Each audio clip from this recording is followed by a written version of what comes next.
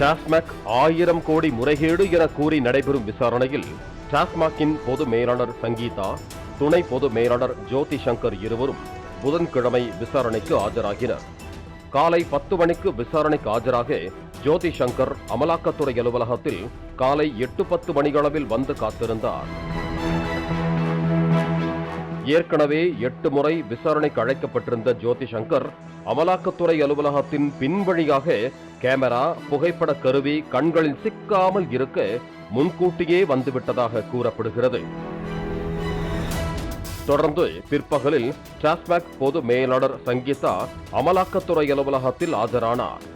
இருவருமே கேமராக்களில் சிக்காமல் இருக்க அமலாக்கத்துறை அலுவலகத்தின் பின்வாசல் வழியாக சப்தம் இல்லாமல் சென்று ஆஜராகி வந்தனர். பின்னர் மாலை 4:30 மணியளவில் விசாரணை முடிந்து இருவரும் வெளியேறும் போதும் அவர்கள் பின்வழியாக செல்ல ஏதுவாக அமலாக்கத்துறை அலுவலகத்தின் காவலாளிகள் முன் நுழைவு வாயிலை பூட்டிவிட்டு பின் வழியாக திறந்துவிட்டனர்.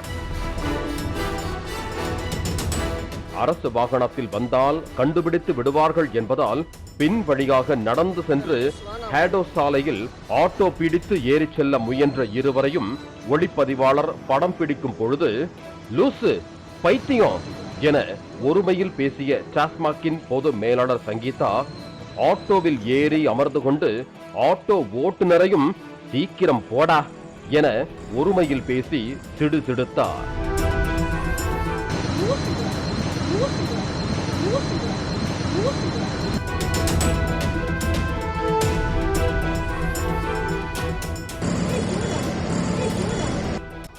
இந்த வழக்கில் அமலாக்கத்துறை விசாரணை மீண்டும் தீவிரமடைய தொடங்கிய பிறகு கடந்த ஒரு வாரமாக மாவட்ட மேலாளர்கள், பில்லிங் பிரிவு இளநிலை உதவியாளர்களை அழைத்து சங்கீதா ஆலோசனை கூட்டம் நடத்தியதாகவும், குறிப்பிட்ட மதுபான உற்பத்தி நிறுவனத்திற்கு சலுகை செய்வது போல ஒரே நிறுவனத்தின் மதுபானங்களை 40% மேல் விற்பனை செய்யக்கூடாது எனவும், பியர் வகைகள் 35% விற்பனை செய்யக்கூடாது எனவும் வாய்மொழி உத்தரவு பிறப்பித்து இருப்பதாகவும் தகவல் வெளியாகி உள்ளது.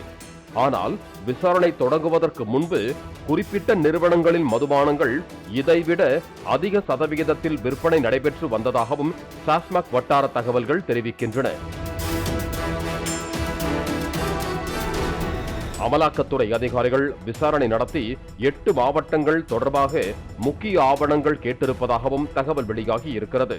வட சென்னை, மத்திய சென்னை, தென் சென்னை, மதுரை வடக்கு, மதுரை தெற்கு, திருநெல்வேலி, கோவை வடக்கு, கோவை தெற்கு ஆகிய மாவட்டங்களில் உள்ள உரிமம் பெற்ற மதுக்கூட விவரங்கள், உரிமம் இல்லாமல் நடக்கும் மதுக்கூடங்கள் மீது எடுக்கப்பட்ட நடவடிக்கை விவரங்கள் மற்றும் மேற்கண்ட மாவட்டங்களில் மதுபானக்கடை ஊழியர்கள் கேட்ட மதுபான விவரங்கள், அதில் கிடங்கில் இருந்து சப்ளை செய்த விவரங்கள், இதில் தவறு செய்த ஊழியர்கள் மீது எடுக்கப்பட்ட நடவடிக்கை விவரங்கள் உள்ளிட்ட ஆவணங்களை வரும் திங்கட்கிழமைக்குள் சேகரித்து அமலாக்கத்துறை அதிகாரிகளிடம் சமர்ப்பிக்க அறிவுறுத்தப்பட்டதாக தகவல்கள். மேற்கண்ட விவரங்கள் பெற்ற பிறகு மீண்டும் விசாரணைக்கு அழைப்பு வரும் என தெரிகிறது. கடந்த 2 ஆண்டுகளாக டாஸ்மாக் நிர்வாகத்தை கவனித்து வரும் அதிகாரி சங்கீதாவிற்கு விரைவில் IAS ஆக பதவி உயர்வு வழங்கப்பட உள்ளதும் குறிப்பிடத்தக்கது.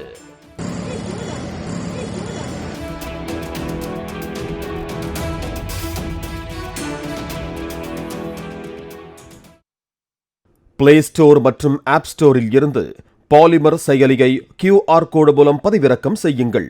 செய்திகளை உடனுக்குடன் பெறுங்கள்.